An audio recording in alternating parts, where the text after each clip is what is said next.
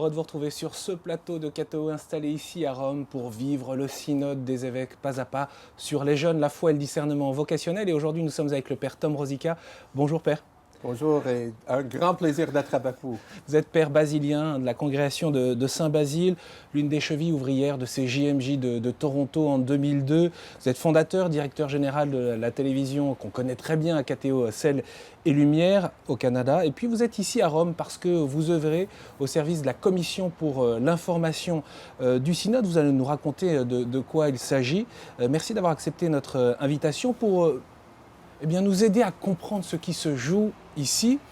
On peut dire aussi que vous êtes proche du pape François. On va revenir sur l'intention du pape François, en tout cas sur votre regard sur ce qui se passe et ce que souhaite le pape François. Mais peut-être pour commencer, à quoi sert cette fameuse commission pour l'information au synode? Parce que les débats se déroulent à huis clos et on ne sait pas forcément ce qui se passe. Tu as bien présenté l'affaire, Étienne. Alors, pour les autres synodes, parce que moi, on pourrait dire que je suis ancien des synodes. Vous êtes un habitué. J'ai fait 4 synodes et puis ça, c'est le 5e. Il y a des différences. Alors, vous pourrez demander avec raison, mais qu'est-ce qui se passe? On connaît très, très peu. Et je crois qu'il y a quelques bonnes raisons pour ça. Parce qu'on a vu, surtout dans les deux dernières synodes Sur la précédents, famille. sur la famille, qu'il y a certains journalistes qui ont mal compris ou tourné tout ce qui s'est passé. Et puis, ils étaient figés sur certains thèmes qui n'étaient vraiment pas les grands thèmes. Alors, pour protéger l'idée du synode, pour donner la possibilité aux évêques, aux cardinaux, de parler vraiment entre eux, avec parésia, comme on dit le pape souvent, on essaie de respecter ce temps privé, parce qu'eux, ils sont en train de formuler des idées. Ce n'est pas une chose déjà cuite, ce n'est pas une chose déjà faite. Alors, ça permet de parler, de dialoguer, et je vois quelques grandes différences. Cette fois, dans la salle de synode, la présence d'autour de 36 jeunes qui viennent du monde entier, on sent quelque chose.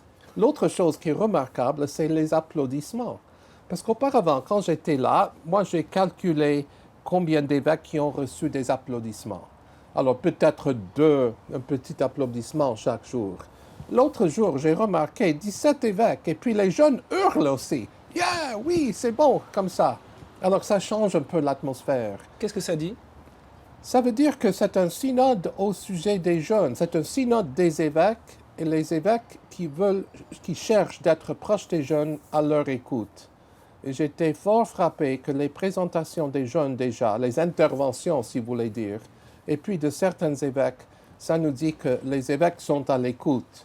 Non seulement dans la salle de synode, mais les évêques sont venus avec des questions, des observations des jeunes chez eux. Et ça, c'est différent. Il y a une plus grande ouverture. Et peut-être que c'est pour cela que vous, journalistes, que les autres journalistes sont un peu énervés parce qu'ils n'ont pas les rapports détaillés. Mais quand même, je vous assure que ça vaut la peine de laisser maturer tout ce qui se passe au synode. Je suis dans les groupes linguistiques aussi, Circoli Minores.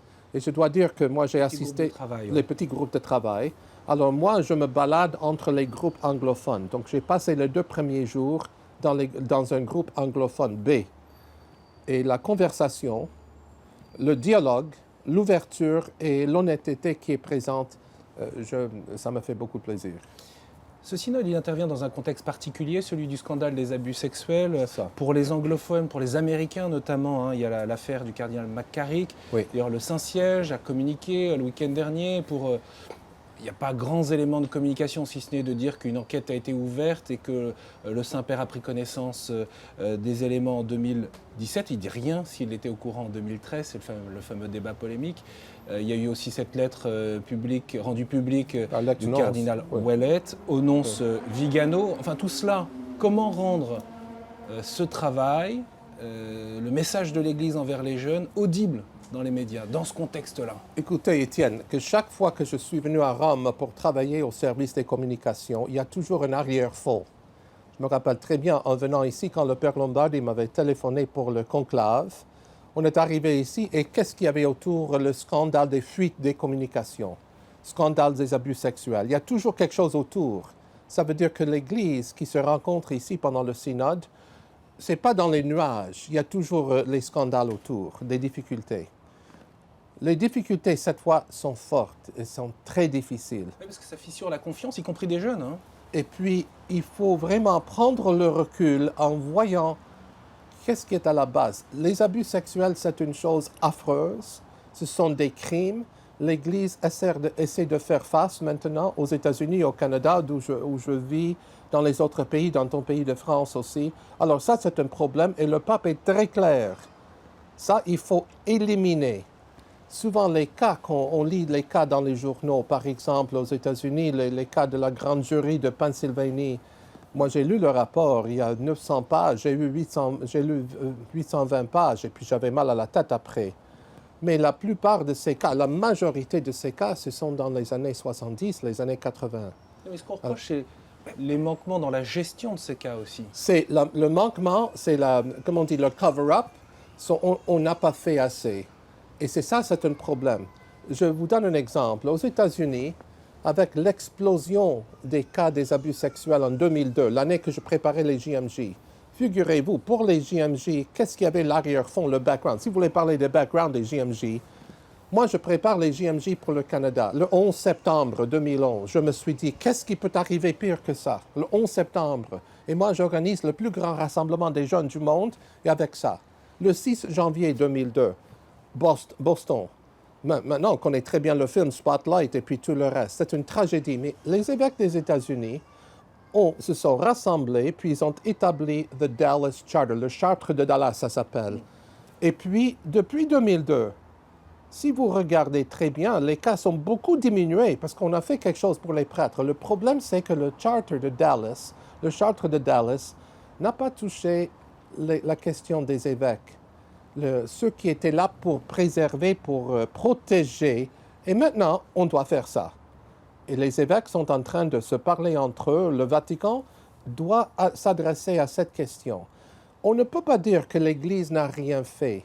Et puis, on ne peut pas dire non plus que c'est un problème des États-Unis, du Canada, parce que maintenant, on voit à travers le monde entier, c'est un temps de maturité où l'Église doit faire face à ce problème universel, pas américain, pas canadien, pas allemand, mais universel. Et qu'est-ce que c'est? C'est la protection des mineurs et des personnes vulnérables.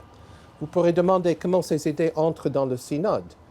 Comment ça ne peut pas entrer dans le synode? Mais on n'est pas là pour traiter seulement ça. On a mentionné ça, les évêques ont mentionné 2, 3, 4 fois peut-être les premiers jours. 120 interventions des premiers jours. C'est ça. Je ne veux pas me tromper parce que quand même, quand vous retenez 120 interventions, mais c'était mentionné. Mais ce n'est pas ça le thème. Et quelques jeunes ont parlé en disant, oui, on veut l'authenticité, on veut la vérité. Les jeunes ont droit de demander ça. Mais moi, j'ai célébré dimanche à Saint-Pierre une messe au tombeau de Jean-Paul II avec une trentaine de jeunes qui sont les délégués. C'était très touchant. Je leur ai dit, on est ici autour du tombeau de Jean-Paul II et c'est grâce à lui que vous êtes ici aujourd'hui. Les JMJ, la culture de la jeunesse. Alors, ces jeunes se rendent compte, mais ces jeunes demandent aussi l'authenticité, que les évêques soient clairs dans leur position. Et ils sont comme ça. Les jeunes sont comme ça. On n'est pas venu pour critiquer, condamner. On demande de grandes questions de vérité, authenticité et d'ouverture vers le public comme ça.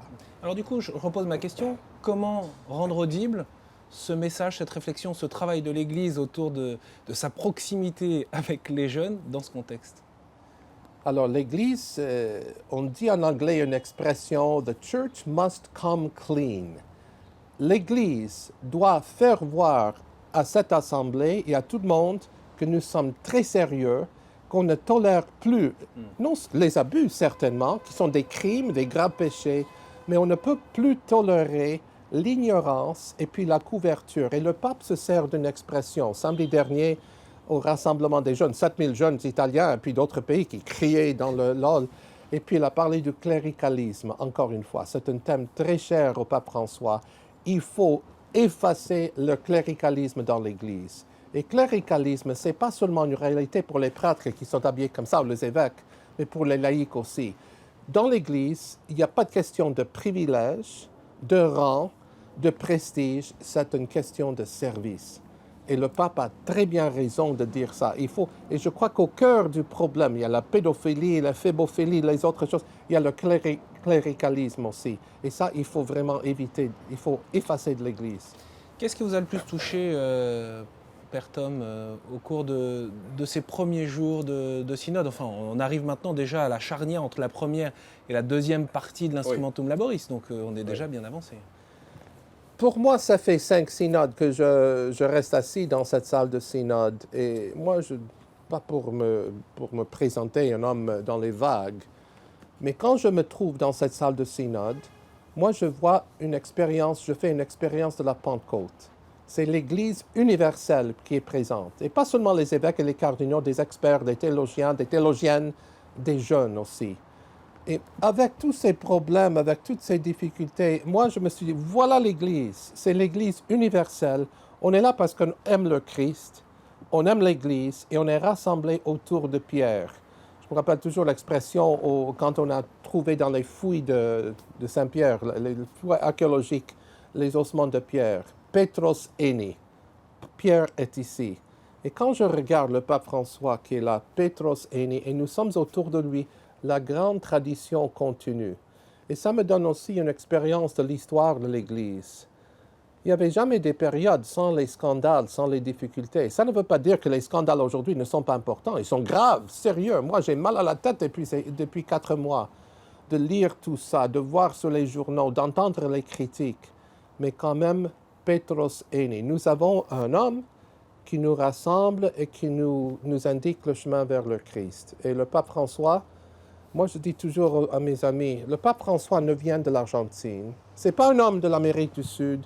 Ce n'est pas un homme de la théologie de libération. Le pape François, son script, ça vient de Galilée. C'est le Nouveau Testament. Et sa manière de présenter Jésus, sa manière de nous faire aimer Jésus, sa manière de parler clair, quand il a fait au commencement du synode, son homélie, son discours, l'autre soir avec des jeunes, il nous présente le chemin. Voilà le Christ. Nous sommes là pour lui, pas pour faire plaisir aux évêques et aux cardinaux. Quel regard vous portez justement, vous, Père Tom Oryzeka, sur la communication du pape François depuis 2013? Parce qu'on voit il suscite quand même une attention populaire. Alors, vous pourrez parler de la réforme des communications au Vatican. C'est en cours et ce n'est pas forcément ça que je veux parler, parce que c'est en cours maintenant, ce n'est pas un produit fini.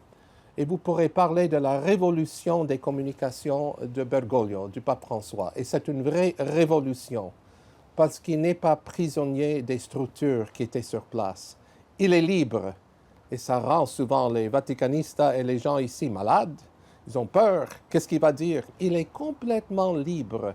C'est une liberté que j'admire énormément. Oui, il suit les textes, etc. Les textes sont bien préparés. Sa manière de prêcher, sa manière de parler du cœur, il rejoint les peuples où ils sont. Moi, je pourrais dire que depuis 5 ans, moi, je voyage par tout le monde. Et il touche les personnes. Je vous raconte une histoire qui m'a profondément ému. Il y a 2 ans, j'étais dans les camps des réfugiés au Liban.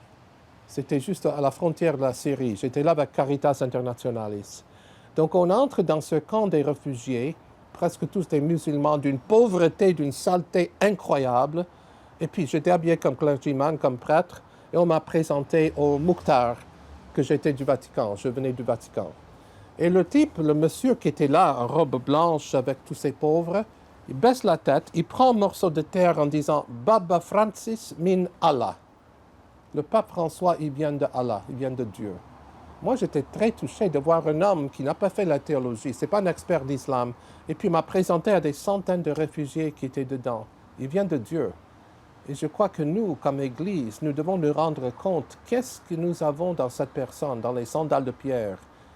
Et puis, il souffre énormément parce qu'il est accusé de choses à droite et à gauche, et beaucoup des accusations qui viennent de l'Ouest, de l'Amérique du Nord, c'est dégueulasse ce que plusieurs groupes font de mon pays, où je suis né aux États-Unis, et même du Canada, et d'autres coins du monde. Pourquoi? Comment vous... Parce que eux, les critiques, il faut voir bien les critiques. C'est sûr que les abus sexuels, ça c'est grave. Mais aussi, le pape François a fait réfléchir sur l'économie, sur la présence des réfugiés, d'accueillir. Il a touché des personnes en disant « Ouvrez vos portes, votre mentalité, votre cœur ». Et puis ça nous fait voir aussi que l'Église ne tourne pas autour des États-Unis et autour du Canada. L'Église du monde, c'est notre Église. Et c'est ça qui me fait d'être dans la salle de synode, c'est l'Église du monde. Quand j'entends les histoires des pays pauvres, des évêques et des cardinaux qui sont dans le risque tous les jours pour leur vie, la persécution des chrétiens, ça c'est l'Église. Et il faut ouvrir nos yeux, surtout dans certains pays qui sont vraiment là pour attaquer et critiquer le successeur de Pierre. Oui, il y a des questions aussi sur la manière de présenter l'enseignement de l'Église. C'est ça. Aujourd'hui, dans le rapport de l'Église au monde, et pour le coup, il y a différentes manières. Et peut-être on peut revenir là-dessus, parce que autour du synode des jeunes, c'est quelque chose qu'on voit apparaître après la profusion de sujets, et d'ailleurs qu'on retrouve bien dans l'Instrumentum Laboris. On voit bien qu'il y a des perceptions différentes. Ceux qui viennent de l'Orient, ceux qui viennent de l'Afrique, c'est pas du tout de la même manière que les pays occidentalisés. Au fond, aujourd'hui, comment présenter l'enseignement de l'Église? Parce que le synode des évêques sur les jeunes dit qu'il faut se mettre à l'écoute, il faut rejoindre. Mais pour se mettre à l'écoute et pour rejoindre, il faut peut-être d'abord se taire. Et certains disent non, il ne faut pas se taire, il faut donner l'enseignement de l'Église. Et précisément dans les pays occidentaux, c'est quand l'Église parle, c'est en général ce qui fait fuir. Parce qu'elle n'est pas comprise, parce qu'elle est à contre-courant. Est-ce qu'on n'est pas là sur un point à la fois de tension C'est un point fondamental.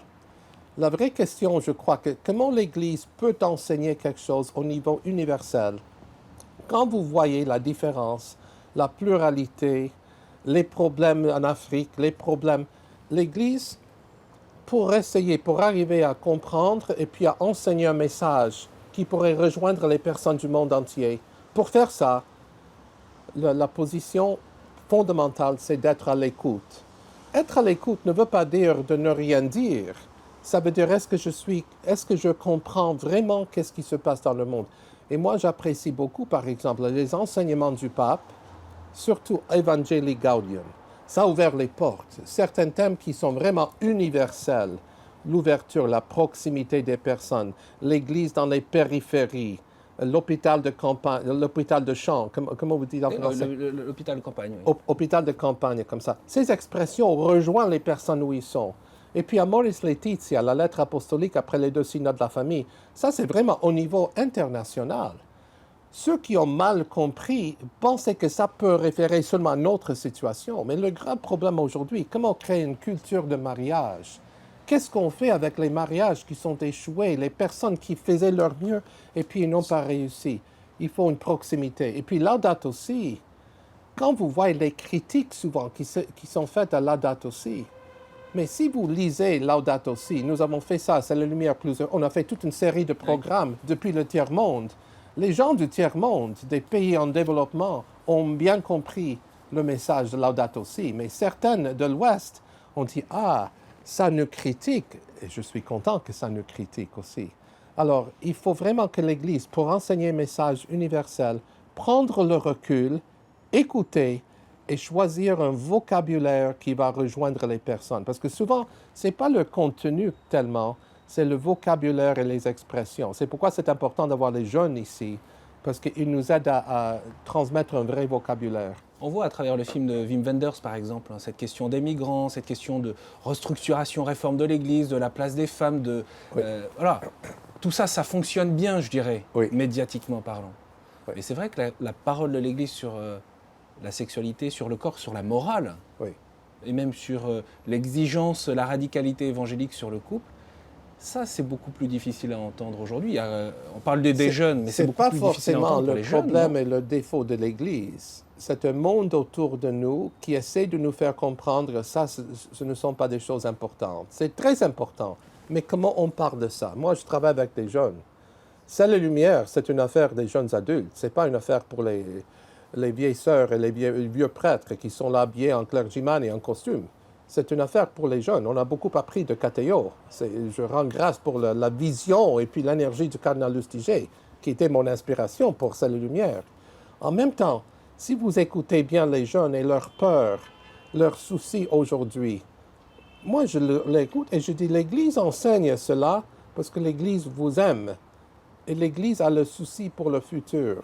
Jean-Paul II a toujours dit le futur de l'humanité passe à travers la famille. Et moi, je me fais beaucoup de soucis pour les familles, le futur des familles. Alors, pour parler de la sexualité, ce n'est pas une chose de condamner, mais d'être à l'écoute, d'inviter à une vie qui est riche, une vie qui donne joie. Oui, mais c'est déjà ce que faisait Jean-Paul II, c'est déjà ce que faisait Benoît XVI, non? Mais la différence, c'est que la manière que le pape François parle, le pape François construit, base tout son enseignement sur les prédécesseurs. C'est ça la tradition apostolique d'ailleurs.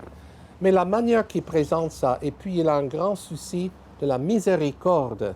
Oui, on dit Jean-Paul II, c'est le pape de miséricorde, Faustina, puis le chapelet, etc. Mais c'est pape François qui nous enseigne comment il faut mettre en pratique. Et c'est ça un peu la nouveauté de ce pape, parce qu'il est très conscient de ce que l'a fait Jean-Paul II, très conscient de Deus Caritas Est de Benoît XVI, mais maintenant il dit, bon, vous avez entendu mes prédécesseurs, maintenant je veux faire voir comment il faut mettre en pratique.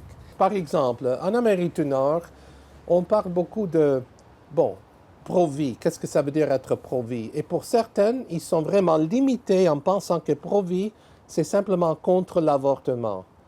Mais une éthique consistante de pro-vie, ça veut dire dès le commencement jusqu'à la fin et tout ce qu'il y a au milieu, y compris l'écologie, le monde. La grande question que le pape nous a fait en Laudato Si, quelle sorte de monde est-ce qu'on va laisser à nos enfants aujourd'hui? C'est une question pour la vie. Qu'est-ce que le pape François, selon vous, souhaite pour ce synode des jeunes? Quelle est son intention, le cœur de son intention? Le cœur du pape François pour ce synode, d'abord, que les jeunes sachent que l'Église est à leur écoute, que l'Église veut les engager, pas simplement pour faire plaisir dans des petits projets. Le pape François fait confiance. Pour le synode en 2015, un matin, le pape François est venu passer une demi-heure avec mon équipe, parce qu'auparavant, l'équipe de Salut Lumière était vraiment dedans les synodes pour interviewer les pères. Et je n'oublierai jamais ce que le pape François m'avait dit. En nous quittant ce matin-là, après une visite extraordinaire, il a dit « Le futur des communications catholiques, c'est dans la main des jeunes. Fais ton mieux pour que ça continue. » Et moi, je suis convaincu. Moi, je suis un peu vieux maintenant, presque 60 ans, mais... Très vieux. Ici, je suis gamin au Vatican, 59 ans. Mais quand même, les jeunes me font jeune.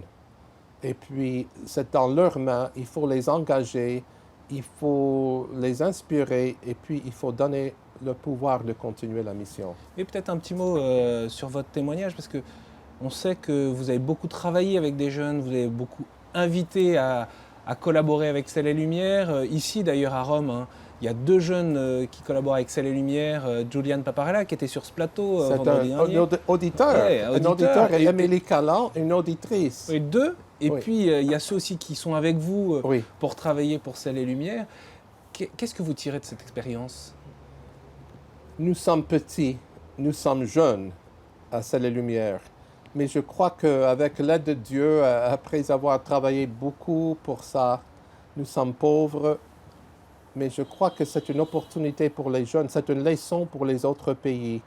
Souvent, les autres pays, pas la France, mais d'autres pays pensent que la question des communications, c'est pour les experts, c'est pour les religieux, les ordonnés. Bon, on a besoin de quelques ordonnés, des prêtres, des sœurs, etc. Mettez les jeunes en première place. Mettez les jeunes dans the first lines, the front lines. Parce que c'est eux les communicateurs. C'est eux qui sont capables de communiquer un message dont je ne suis pas capable de faire. Les personnes écoutent beaucoup les jeunes. Et ce sont des jeunes bien formés. Ce pas les jeunes nécessairement avec la théologie, mais la théologie pourrait aider. Mais les types comme Julian Paparella, comme Sébastien Gomes, comme Sébastien Lacroix qui travaille avec nous, qui sont très connus à Cateo, ce sont des communicateurs et des évangélisateurs magnifiques. Est-ce que votre génération a trop désespéré de ces jeunes? Oui. Une question qui me gêne beaucoup. Certains évêques, pas beaucoup, mais et beaucoup de prêtres me disent « Oh, pauvre toi, comment ça se fait que tu as mis les jeunes dans les positions comme ça? Est-ce qu'ils vous déçoivent? » Je dis « Absolument pas.